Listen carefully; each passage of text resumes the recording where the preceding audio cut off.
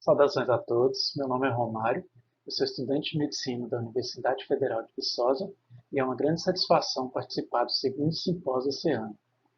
O tema que vou apresentar é raia elétrica na Sino Brasiliense, no Brasil, a distribuição geográfica e importância médica. Quem assina esse trabalho juntamente comigo é a Yara Amaral, Danilo Santana, Renato Feio e Rodrigo Siqueira Batista. Inicialmente, eu gostaria de apresentar a taxonomia da Narcine brasiliensis. Ela faz parte do reino Animalia, o filo Chordata, da classe Elasmobranchi, da ordem Torpediniformes, família Narcinidae, gênero Narcine renhe, descrito em 1834, e a espécie descrita por Osfers em 1831, Narcine brasiliensis. A Narcine brasiliensis, também conhecida por raia treme-treme, é uma raia de água salgada, uma raia marinha, e o grande diferencial dela é que ela possui nessas regiões do dorso, tanto de um lado quanto do outro, um tecido muscular especializado conhecido por eletroplacas. Ele é composto por várias células denominadas eletrócitos que possuem um potencial elétrico. E quando ela está em repouso, né, o potencial elétrico tanto desse lado quanto desse outro lado permanece igual. Só que em situações de descarga, essa polaridade ela pode se inverter, criando um diferencial, uma diferença de potencial, né? E com isso descarregando o choque em suas presas. É uma raia de porte pequeno e comumente ela é encontrada na areia mesmo, ela se camufla na areia e quando ela sai para caçar, ela envolve mesmo os animais e ela produz essa descarga elétrica que pode variar até 50 volts e isso paralisa temporariamente a presa e com isso ela consegue se alimentar dessa presa. Apesar do relato da ocorrência desse animal no Nordeste, norte do país, dados da União Internacional para a Conservação da Natureza mostra a ocorrência a partir do estado do Rio de Janeiro até a costa da Argentina. Inicialmente, nós definimos alguns descritores obtidos através do DEX, que são os descritores em ciências da saúde, para proceder à busca em algumas das bases de dados científicos. O próximo passo foi a pesquisa mesmo em algumas bases de dados. E a gente utilizou 5 estratégias de busca. Entretanto, essas 5 estratégias retornaram uma quantidade muito pequena de informações. Então, né, nós optamos por trocar o primeiro descritor por Narcine, para poder ter mais dados para embasar esse trabalho. Em relação à distribuição geográfica, nós utilizamos dados, tanto os dados da União Internacional para a Conservação da Natureza, quanto do ORMS também. Como resultado, nós obtivemos a distribuição geográfica mesmo, com a ocorrência do animal, da presença do animal, do avistamento do animal, desde o nordeste do Brasil até o norte da Argentina. Além disso, as buscas utilizando as estratégias apresentadas retornaram 185 citações, das quais 31 delas foram resultados das buscas utilizando as estratégias de 1 a 5, utilizando os descritores propriamente dito, e as 154 foram obtidas através da substituição do primeiro termo por Narcine, para obter mais resultados, já que as estratégias de 1 a 5 retornaram poucos dados. E apesar da grande possibilidade do contato entre o animal e o ser humano, principalmente durante os trabalhos mesmo de pesca, né, onde esses animais ficam presos na rede e acabam sendo descartados por não ter valor comercial, não foram encontrados relatos de acidentes por esse animal nessas citações nas buscas que fizemos nas bases de dados.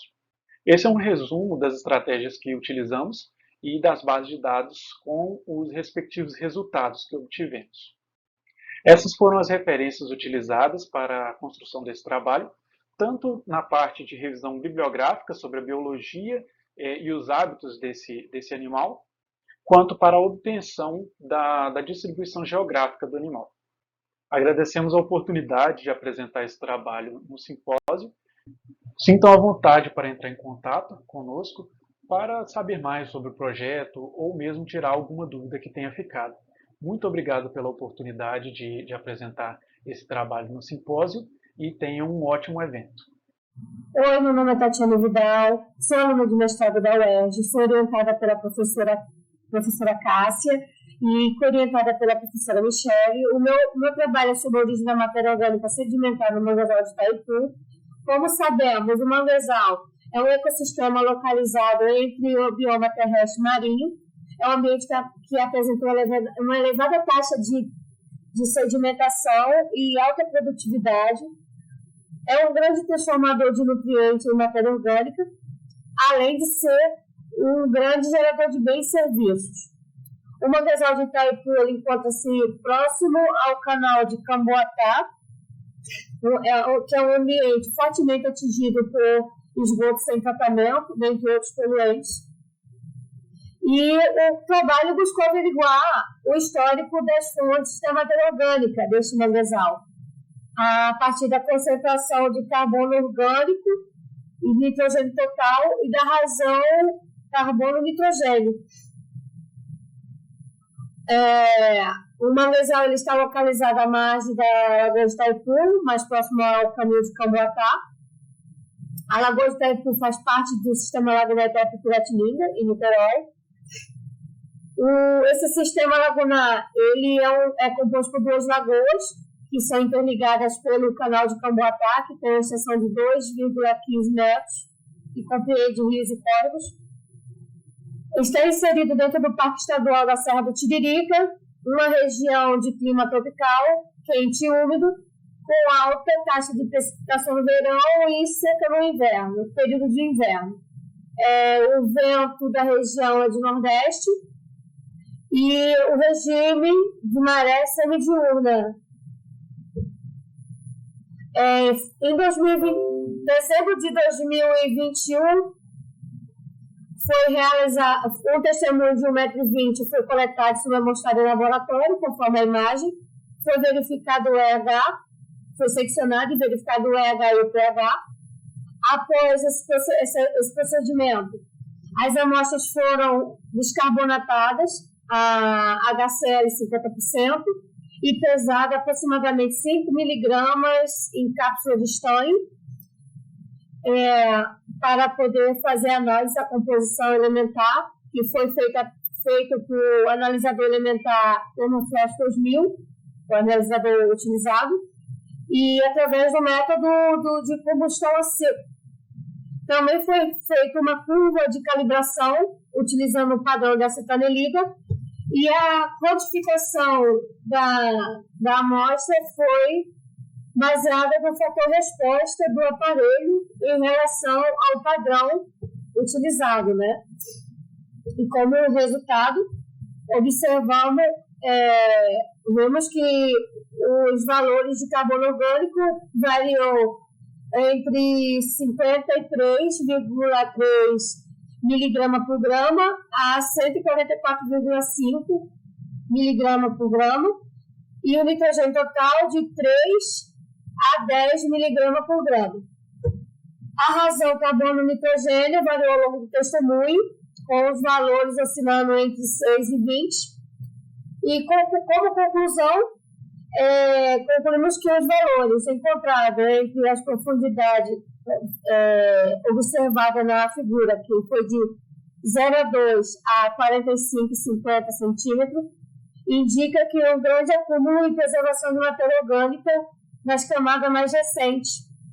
E os valores de razão obtidos sugeriram que a mistura são de origem terrestre e marinha ao longo do tempo, e cuja sua proporção resulta da hidrodinâmica do sistema lagunar de Itaipu-Piratininga e descarga fluvial dos rios do córrego da região. Obrigada. Olá, pessoal! Hoje eu vou apresentar o trabalho que tem como título Encalhes de Cachalote Anão, Coge Acima, nas praias da Bacia Sergipe-Alagoas entre os anos de 2020 e 2022, que foi escrito por mim, Verena Ferreira de Oliveira. Bom, A espécie Cojacima, ela habita oceanos temperados e tropicais em todo o mundo, em particular para plataformas e encostas continentais. Ela possui uma coloração cinza, cabeça quadrada, mandíbula pequena e corpo robusto, como vocês podem ver nessa imagem. É um alimentador de sucção, que come principalmente lulas. É caçado em pequenos números na Ásia e mais ameaçado por ingerir ou ficar enredado por detritos marinhos. Pode variar em tamanho de 2 a 2,7 metros de comprimento e 136 a 272 kg de peso. Não existe nenhuma estimativa populacional global até o momento e, portanto, seu status de conservação pela União Internacional para a Conservação da Natureza, a IUCN, é como menos preocupante. A maior parte do que se sabe sobre essa espécie vem de indivíduos encalhados, pois os avistamentos no oceano são raros. Dessa forma, a gente consegue identificar que eventos de mortalidade de cetáceos, ou seja, encalhes na costa, são oportunidades únicas de adquirir conhecimento sobre a biologia dessa espécie, podendo gerar estudos sobre reprodução, ontogenia, anatomia, biometria, taxonomia morfológica e molecular, dieta, parasitologia e análise toxicológica, distribuição e abundância da espécie e estado de conservação.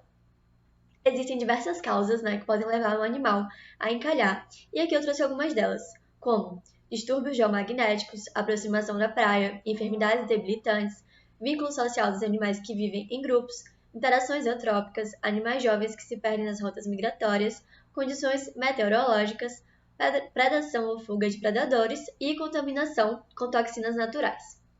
Este trabalho teve como objetivo analisar os encalhes da Cojacima de forma que pudesse quantificar a frequência dos encalhes por tempo, estado do animal, causa de morte, sexo e estágios de desenvolvimento, descrevendo o local e a data do encalhe. Os dados utilizados nesse trabalho foram coletados pelo Programa de Monitoramento de Praias da Bacia de Sergipe-Alagoas, financiado pela Petrobras, e esses dados eles ficam disponibilizados no Sistema de Informação de Monitoramento da Biota Aquática, também conhecido como SIMBA, que é um sistema online, digital, onde existe o acesso público e o acesso restrito. Os dados desse trabalho foram utilizados do acesso público, certo? Coletados ali na ocorrência de fauna-alvo individual e coletiva e os dados dos exames anatomopatológicos desses indivíduos. Foram dados coletados entre os anos de 20 e 2022, de Conde da Bahia até Pontal do Peba, na Alagoas. Aqui no mapa vocês podem ver, aqui é o norte da Bahia, onde fica o Conde, até Pontal do Peba, Alagoas. O monitoramento é feito nesse espaço.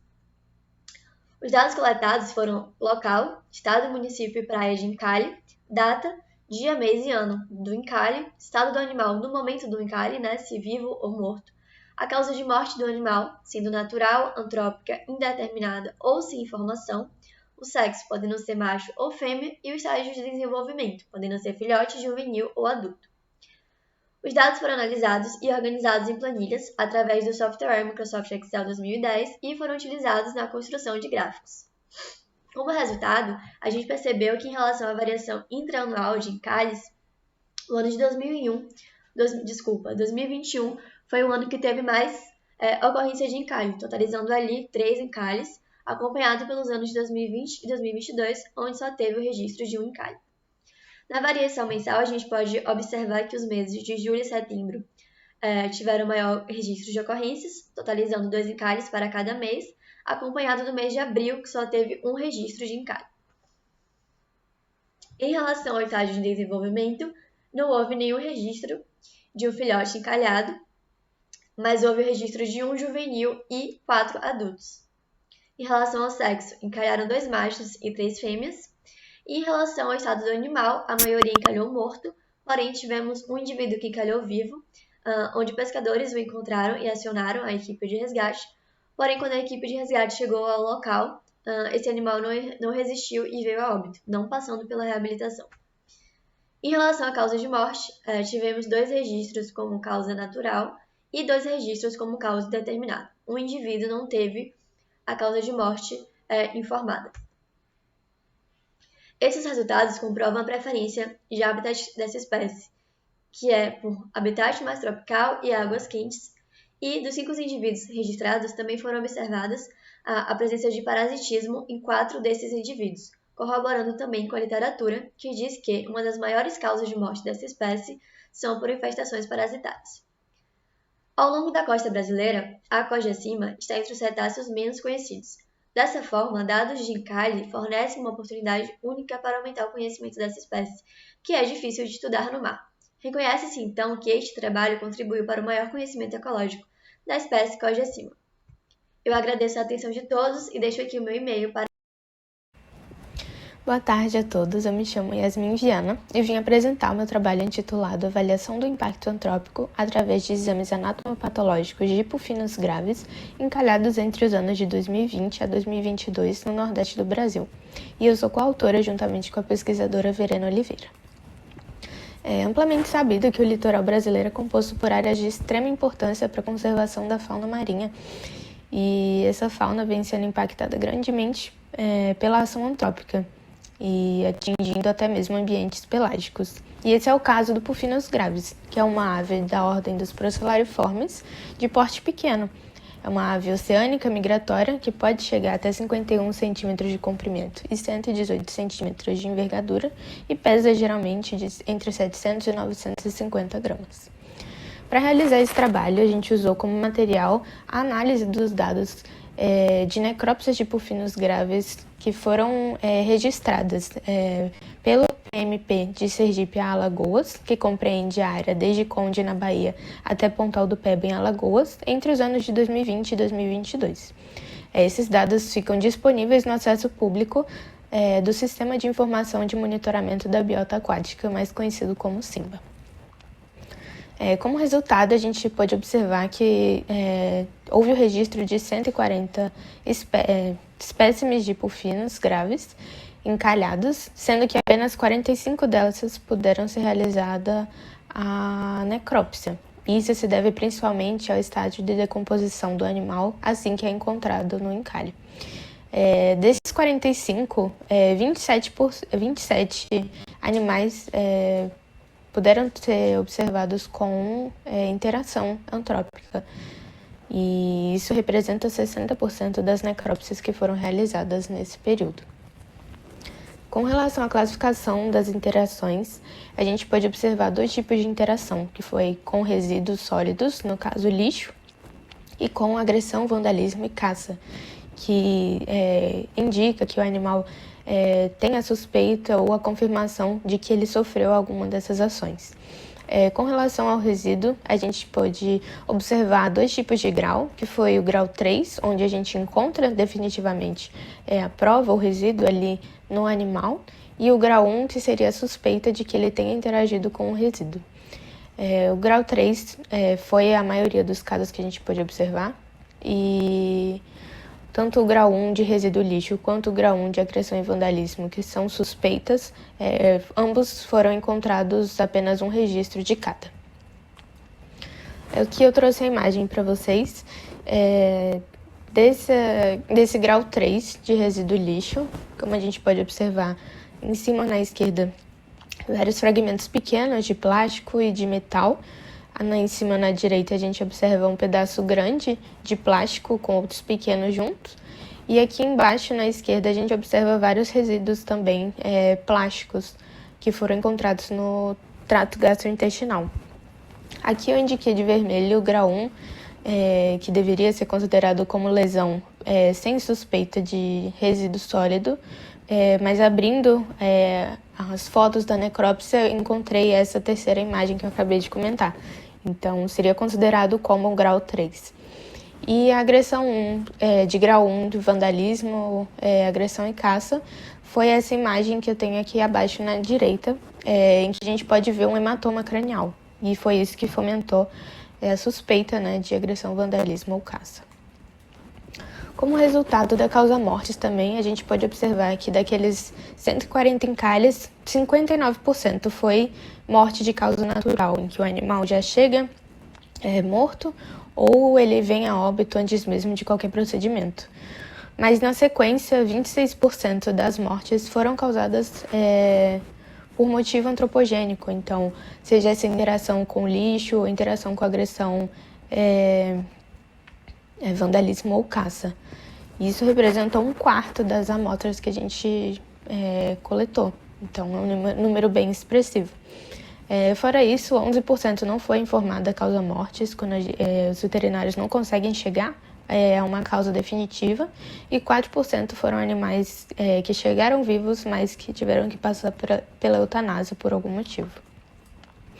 Como conclusão, a gente reconhece e comprova que, mais uma vez, as ações antrópicas estão afetando, sim, não só o ambiente costeiro e oceânico, como também estão afetando diretamente na saúde das aves marinhas e levam muitas vezes ao óbito desses animais.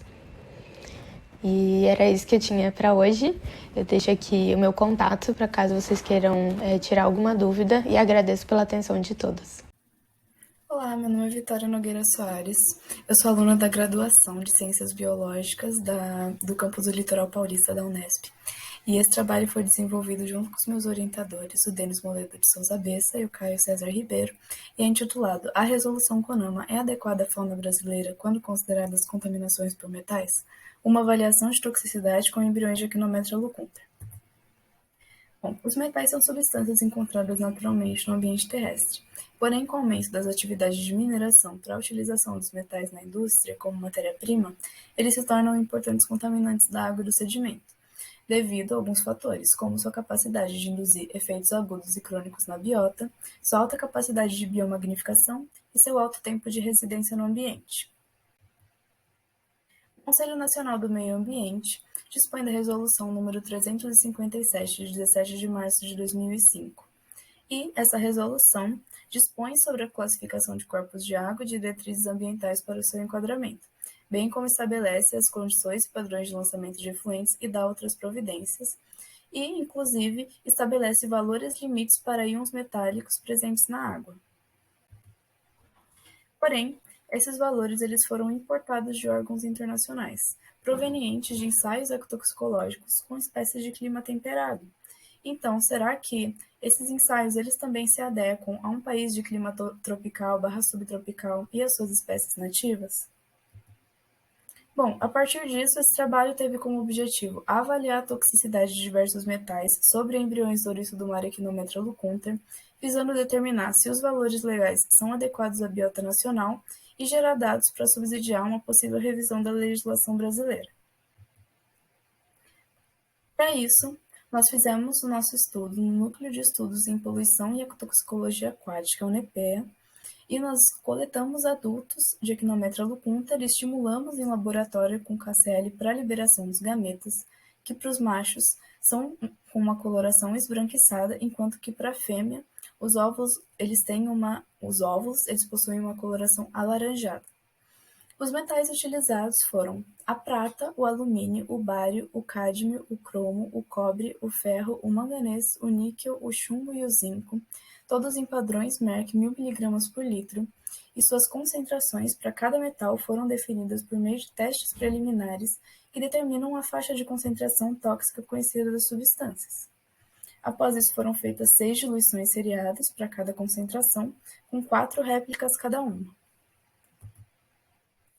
Depois de 36 horas, houve a contagem de larvas normais, que está representada no centro da figura, e de larvas anômalas, que são as larvas representadas ao redor da larva normal, e esses números eles passaram por uma série de análises estatísticas para a determinação da concentração efetiva média, que no caso vai ser a concentração de contaminante que vai causar danos ao desenvolvimento larval de 50% das nossas larvas, e a concentração de efeito observado, que vai ser a primeira concentração que vai causar algum efeito às larvas.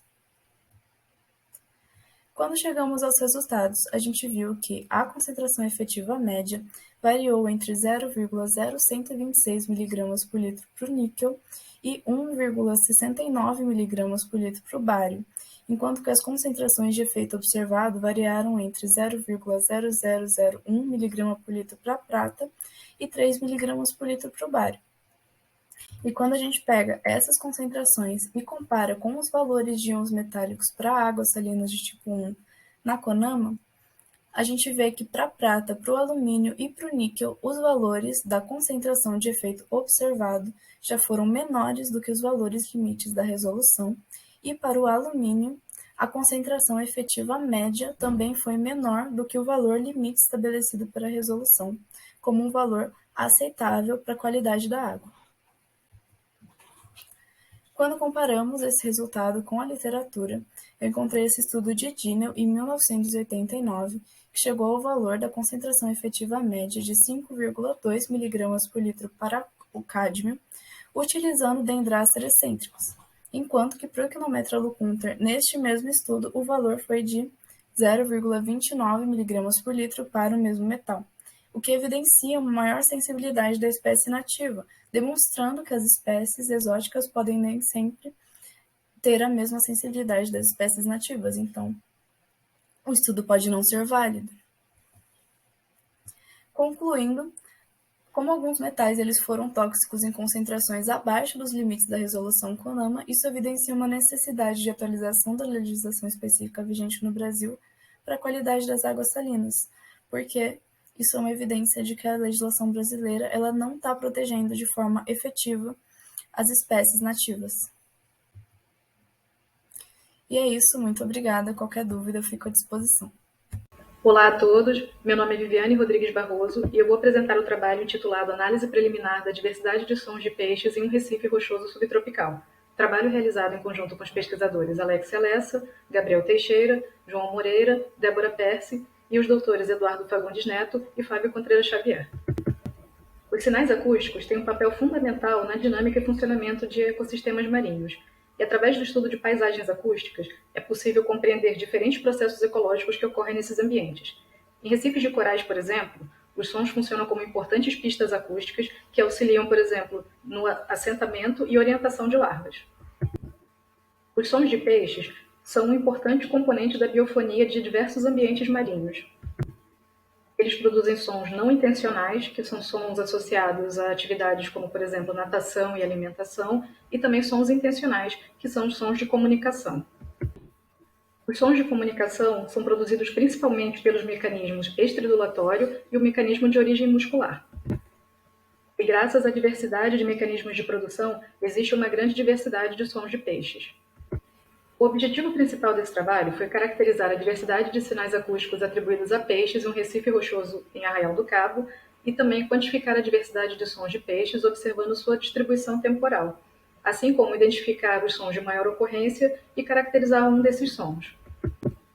A área de estudo está localizada em Arraial do Cabo, região onde ocorre o fenômeno da ressurgência, que traz algumas implicações, como, por exemplo, influenciar a mudança na composição da ictiofauna local, devido à presença de águas ricas em nutrientes, além de influenciar as condições de propagação acústica. É uma região marcada pelo intenso turismo náutico, o que influencia a paisagem acústica local. Foram utilizados dados pretéritos coletados pelo projeto Biocom a partir de uma estrutura composta por 4 hidrofones, posicionada a aproximadamente 7,5 metros de profundidade, com uma frequência de amostragem de 24 kHz e um Dutch Cycle de 20%, ou seja, gravações de 1 minuto a cada 5 minutos, totalizando 12 minutos por hora. Foi realizada uma subamostragem do período de 24 horas do dia 9 de fevereiro de 2018, selecionando os horários do dia de maior atividade acústica dos peixes da região, segundo a literatura, sendo esses horários entre meia-noite e 5 da manhã e o período entre as 17 e 20 horas. Foi realizada a contagem de sons durante esse período e foram extraídas métricas acústicas de cada classe de som encontrada, a partir de espectrogramas gerados pelo software Raven Pro. Foram escolhidas métricas acústicas ou features do domínio do tempo e do domínio da frequência, como frequência central, frequência máxima e mínima, frequência dominante, duração do pulso, número de pulsos e duração dos intervalos interpulsos. Foram detectados durante esse período 1.559 sons pertencentes a 63 classes diferentes, com frequências entre 100 Hz e 1 kHz. E esse gráfico mostra a ocorrência de sons para cada classe. Destacamos aqui que a diversidade acústica não é necessariamente diversidade taxonômica, porque essa não é uma relação trivial. Os sons de maior ocorrência foram os das classes 2, 5, 6, 9 e 11. E esse gráfico mostra a ocorrência dessas classes por horário, destacando o período de maior ocorrência para todas elas durante a madrugada. E destacamos aqui a classe 5 por ser uma das que mais ocorreu, sendo uma sequência de 4 pulsos, com duração muito curta e intervalos interpulsos muito curtos, e com frequência máxima de aproximadamente 600 Hz. Aqui nós temos os parâmetros estatísticos básicos para cada feature extraída, e também a assinatura acústica desse som, que é a sua representação no domínio da frequência. Foi observada também a presença de sons não biológicos em algumas gravações. como ruídos de embarcações e sons de origem geofônica. Isso pode ser uma limitação para a detecção e classificação de sons de peixes, visto que ocorrem na mesma faixa de frequência de muitas dessas classes de sons, podendo ocorrer mascaramento. Então, concluindo, esse trabalho possibilitou uma exploração inicial dos dados e também uma extração manual inicial de features para uma futura classificação utilizando métodos de inteligência artificial. Para observar a variabilidade na paisagem acústica local e também padrões circadianos e sazonais dos sons de peixes locais, é necessário analisar diferentes períodos e dias do ano dentro desse conjunto de dados. Para a identificação de gêneros ou espécies, é necessário realizar comparações com a literatura e também com bibliotecas sonoras existentes. Por fim, concluímos que o trabalho tem potencial para realizar o acompanhamento da ictiofauna local, estimando métricas de biodiversidade, uma vez que seja realizada a classificação de espécies, tendo como ponto de partida a classificação de sons. Essas são as nossas referências. Esse é o meu contato. Agradeço a atenção. Obrigada. Boa tarde a todos, meu nome é Yasmin Salaberry Silva Viana e eu vim apresentar o meu trabalho intitulado Análise Quantitativa de Exames Anatomopatológicos de Arctocéfalos SPP encalhados no litoral brasileiro e a sua relação com os impactos antrópicos. Anualmente, a nossa costa recebe a presença de inúmeras espécies de pinípedes, como os lobos marinhos, leões marinhos e até elefantes marinhos. E isso se deve principalmente pela sua rota migratória de inverno, onde eles usam a nossa costa como descanso. Infelizmente, outros fatores levam esses animais a frequentarem as nossas praias, como é o exemplo do descarte inadequado de resíduos e a pesca, que trazem esses animais principalmente por meio de encalhes. Para realizar essa análise, eu utilizei os dados disponíveis no acesso público do Sistema de Informação de Monitoramento da Biota Aquática, o SIMBA, e utilizei os dados coletados de necrópsia de Arctocéfalos SPP, ou seja, os arctocéfalos que foram identificados a sua espécie e os que não foram identificados, que foram realizados desde Laguna até o Ceará, em Aquirás, entre os anos de 2015 e 2022. Com relação às necrópsias em cada estado, o estado que mais registrou necrópsias do gênero Arctocéfalos foi Santa Catarina, com 278, seguido então de São Paulo, com 48 registros, logo então Paraná, Rio de Janeiro e Espírito Santo, com 29, 5 e 1, respectivamente. Não houveram registros no Nordeste, por isso eles não entraram aqui nesse gráfico. Ao todo foram 361 necrópsias, e quanto à espécie, a gente pode notar que o Arctocéfalos australis, que é o lobo marinho do sul, foi o mais encontrado, seguido então pelo Arctocéfalos tropicalis, que é o lobo marinho subantártico, e o Arctocéfalos gazela, que é o lobo marinho antártico, e eles estão aqui representados por essas fotos à direita, respectivamente. 15 indivíduos não foram identificados, isso porque no laudo do SIMBA não foi colocada a espécie e provavelmente não puderam identificar durante a necrópsia. Com relação ao estágio de desenvolvimento, a maioria absurda foi de animais juvenis, que representaram 299 indivíduos dos 361, seguido pelos adultos, com 25 indivíduos, 13 filhotes, e 24 não puderam ter o seu estágio de desenvolvimento determinado. Quanto ao sexo, a maioria foram de animais do sexo masculino, foram machos. E aqui eu dispus de forma que a gente pudesse ver como ficou distribuído o sexo em cada estágio de desenvolvimento. Então, aqui em verdinho são os machos, em roxo as fêmeas, e no cinza são os definidos, sendo que as fêmeas representaram 108 necrópsias e os indefinidos 48. Com relação agora à interação antrópica, eu pude analisar 76 registros e foram 65 casos.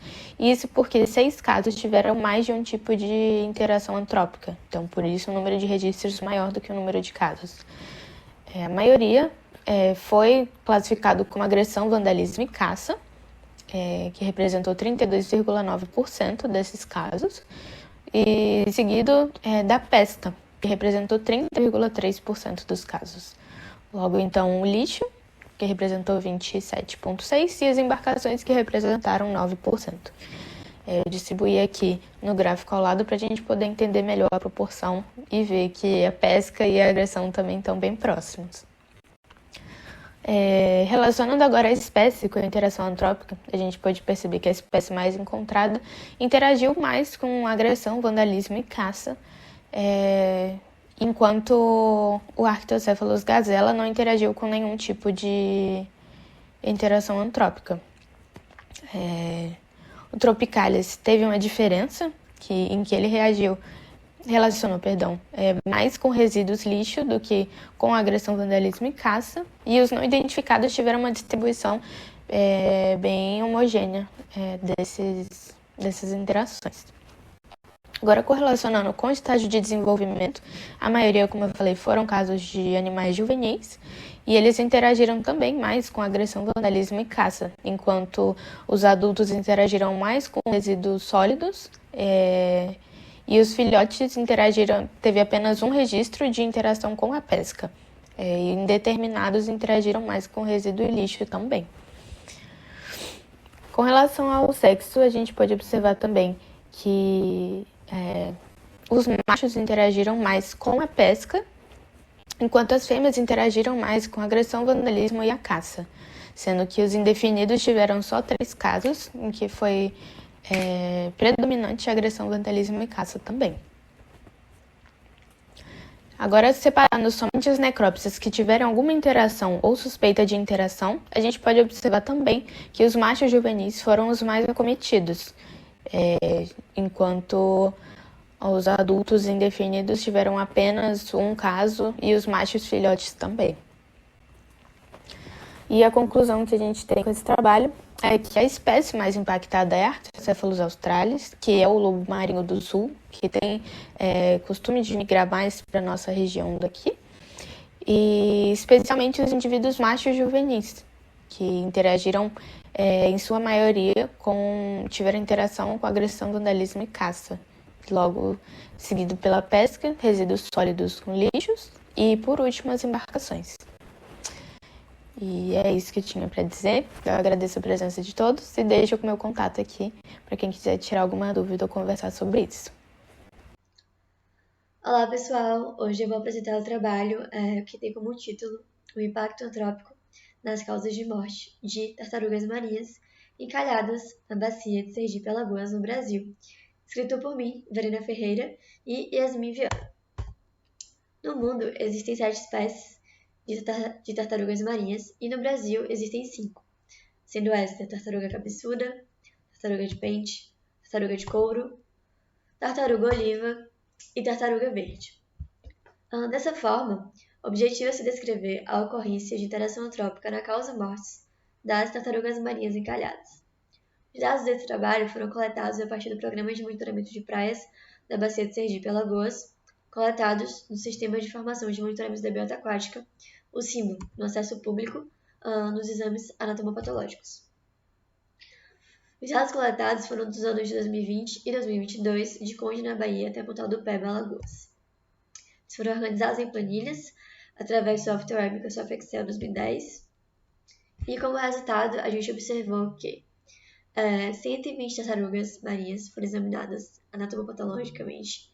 Dessas 120, 55 eram da espécie oliva, 52 tartaruga verde, 10 cabeçuda e 3 de pente. Em 28 dessas 120, o óbito foi causado por ação antropogênica, ou seja, tem na causa de morte como a ação antropogênica. E destes, a mais comum foi a interação com a pesca, seguida por interação com resíduo sólido e interação com óleo, embarcação e agressão vandalismo. Esses resultados demonstraram a interação antrópica como um fator de impacto negativo na vida das tartarugas marinhas e reforçam a importância das pesquisas com estratégias conservacionistas focadas em mitigar a captura incidental, visto que a interação de tartarugas marinhas com a pesca é considerada a principal ameaça para a manutenção das populações. Agradeço a atenção de todos e deixo meu e-mail abaixo para quaisquer dúvidas. Olá a todos, eu me chamo Yolanda Vansato, eu sou doutora em Ecologia e Evolução pela UERJ. Hoje eu vim apresentar um trabalho sobre nanopartículas de óxido de zinco, a nanotecnologia aliada à conservação marinha. Esse estudo ele foi realizado durante o meu doutorado no Laboratório de Ecologia Marinha e Química, na UERJ, em parceria com o Instituto Nacional de Tecnologia. A bioincrustação consiste no assentamento e fixação indesejáveis de micro-organismos e macro-organismos em superfícies artificiais submersas. No entanto, ela pode causar alguns problemas econômicos e ambientais, como, por exemplo, a incrustação em embarcações pode aumentar o peso da embarcação, aumento do arrasto da embarcação dificultando a locomoção e o aumento do gasto de combustível. Além disso, pode danificar estruturas como piers, estruturas de sustentação de plataformas, equipamentos submersos. Também está associada a entupimentos de tubulações de geração de energia, como hidrelétricas e energia nuclear, e também pode causar biocorrosão, pois no biofilme marinho pode conter bactérias redutoras de sulfeto que aceleram a corrosão de estruturas metálicas. A bioincrustação também pode estar associada à bioinvasão, pois organismos incrustantes eles podem se fixar em estruturas móveis, como plataformas de petróleo, e serem transportadas para outros locais, como foi o caso dos corais-sol aqui no Brasil, que são originários do Oceano Pacífico e chegaram no Brasil na década de 80 fixados em plataformas de petróleo. Diversas substâncias já foram utilizadas para tentar impedir a incrustação indesejada, como o uso de tributil estanho, conhecido como TBT, cobre e metais pesados. O TBT ele foi proibido em 2008 pela Organização Marítima Internacional por ser uma substância tóxica e que se acumula nos organismos marinhos e pode causar hipossex. A partir dessa proibição, então, pesquisadores eles têm se dedicado a estudar alternativas ambientalmente compatíveis, como substâncias naturais e biodegradáveis e revestimentos de alto polimento e nanocompostos. Algumas substâncias já foram identificadas como promissoras para anti-incrustantes, principalmente os óxidos metálicos, dentre eles o óxido de zinco. O óxido de zinco ele já apresenta diversas atividades biológicas, como antifúngica, antibacteriana, anti-inflamatória. E também existem estudos que mostram sua atividade anti-incrustante. Ele já é utilizado como um aditivo anti-incrustante em algumas tintas comerciais e pode ser uma alternativa ao TBT e ao cobre. Neste estudo, nanopartículas foram sintetizadas por um método sustentável, baseado num conceito de química verde, utilizando matérias-primas biodegradáveis. A síntese ela ocorreu através da solubilização do cloreto de zinco em alginato de sódio, que é um polímero proveniente de algas marinhas. Em seguida, ocorreu a filtração, secagem e a queima da matéria orgânica. Com este método, foi possível obter nanopartículas de 25 a 40 nanômetros de tamanho, como pode ser visto na análise de microscopia de varredura. Já a análise de espectroscopia energia dispersiva, foi possível observar que mostrou alta concentração de zinco, indicando alta pureza. Então, estudos mostram que quanto menor o tamanho da partícula, maior será a interação com o micro-organismo e, consequentemente, melhor a atividade microbiana. A atividade anticrustante do nanóxido de zinco foi testada em laboratório contra o mexilhão perna-perna. Esses mexilhões eles foram coletados na Praia Vermelha, na Urca, aclimatados, limpos, e os filamentos de bíceps foram cortados. Esses filamentos são estruturas de fixação dos mexilhões. Depois, eles foram colocados em placas de Petri, contendo diferentes concentrações de nanóxido de zinco. E após 12 horas de exposição dos mexilhões ao nanóxido de zinco, foi contabilizado os filamentos de bíceps. A diferença na quantidade dos bíceps produzidos entre os tratamentos e os controles negativos e o controle positivo, que é o sulfato de cobre, foram avaliados por ANOVA e Post-Hoc de Dummett. Os resultados indicaram que o nanóxido de zinco ele foi capaz de reduzir significativamente a quantidade de bíceps fixados pelos mexilhões em todas as concentrações testadas. A menor concentração, a de 50 microgramas por litro, foi a mais eficiente na inibição, e esse resultado pode estar relacionado à melhor dispersão dos nanopartículas na solução, devido à menor concentração, que aumenta a área superficial de contato das nanopartículas, permitindo maior interação com os mexilhões. Podemos concluir que o nanoóxido de zinco sintetizado pelo método sustentável apresentou resultados promissores como anti-incrustantes. Ele pode ser uma alternativa de baixo impacto para substituir o cobre em tintas anti-incrustantes comerciais. A aplicação da nanotecnologia pode potencializar os efeitos anti-incrustantes e reduzir a toxicidade. E este estudo está de acordo com os Objetivos do Desenvolvimento Sustentável da ONU. Esse trabalho foi realizado na UERJ, no Laboratório de Ecologia Marinha e Química, em parceria com o Instituto Nacional de Tecnologia e teve o apoio da pós-graduação em Ecologia e Evolução. Eu gostaria de agradecer também o Laboratório de Ecologia Marinha Bêntica da UERJ, a UFRJ e a Rural pelas parcerias, a FAPERJ pela bolsa de doutorado e ao Ministério do Meio Ambiente pelo Instituto Chico Mendes pela concessão da licença para a realização do trabalho. Obrigada. Olá, eu me chamo Heloíse Martins de Souza, sou aluna de mestrado do Programa de Pós-Graduação em Biodiversidade e Saúde do Instituto Oswaldo Cruz e orientanda da doutora Rachel Hauser Davis. O trabalho que eu vou apresentar hoje, intitulado como Primeiro Relato da Caracterização do Perfil Proteômico de Diferentes Órgãos de um Tubarão-Raposa, Alopias vulpinus, através de eletroforese de proteínas SDS-Peixe. Então, para iniciar, contextualizando os peixes como bioindicadores, os peixes já são conhecidos por serem excelentes organismos modelo, isso devido à sua diversidade biológica, posição na escala evolutiva e resiliência a mudanças ambientais, mas também é considerado um forte elo entre o meio ambiente e a população humana devido à sua pesca e consumo. Mais especificamente sobre a Alopia vulpinus, ela é popularmente conhecida como tubarão-raposa. É uma espécie que apresenta distribuição cosmopolita, ou seja, está presente basicamente no mundo inteiro. É altamente migratória e é caracterizado como vulnerável pela União Internacional de Conservação da Natureza, a IUCN.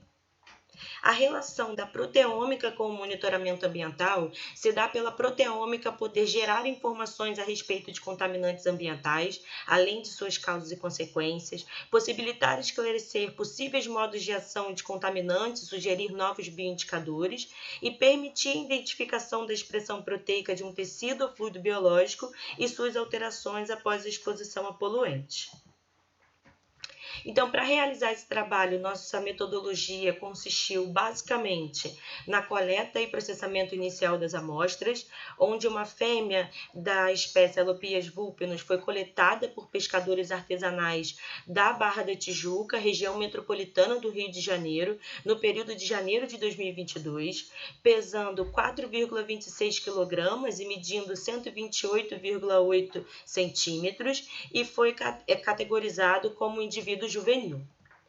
Esse animal foi transportado e identificado no laboratório através do guia de identificação específico para tubarões e raias do Rio de Janeiro. O preparo das amostras, as amostras foram retiradas e classificadas através da condição, sexo do animal e o seu local de coleta. E frações termoestáveis com alto potencial biomarcador de diferentes tecidos foram preparadas por extração térmica. Em seguida, nós fizemos a quantificação de proteínas totais pelo método de Lowry modificado por Peterson, que consiste basicamente numa reação colorimétrica. E para finalizar a metodologia, nós realizamos a eletroforese unidimensional de amostra, onde nós aplicamos 40 microgramas de proteína em géis com concentração de 15%. As corridas foram realizadas a 220 volts constantemente e os géis foram corados por nitrato de prata. Aqui eu apresento o resultado para vocês, onde eu mostro 2 géis na concentração de 15%, contendo diferentes amostras de diferentes órgãos, onde nós conseguimos ver a presença de expressão de bandas de proteína, tanto de alto quanto de baixo peso molecular, em todos os órgãos analisados. Nós conseguimos ver também que todos os órgãos apresentaram expressão de bandas em aproximadamente 14 kilodaltons, o que indica possivelmente a presença da metalotioneína, que é uma proteína conhecida por ser indicador da presença de metal. Nós conseguimos identificar também que órgãos como pâncreas e baço, mais especificamente sangue total, tem menos expressão proteica, menos expressão dessas bandas de proteína quando comparado aos outros órgãos analisados. E nós conseguimos também identificar expressões de bandas em pesos de aproximadamente 50 e 37 kilodaltons, o que indica possivelmente a presença de metaloprotease de matriz.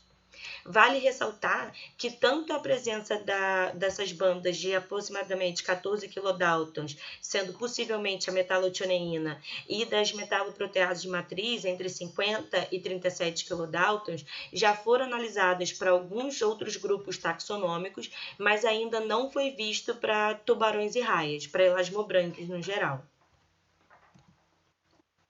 Eu gostaria de agradecer ao evento do segundo simpósio oceano da UERJ, gostaria de agradecer ao grupo Hauser Davis e a todas as instituições de fomento. Obrigada.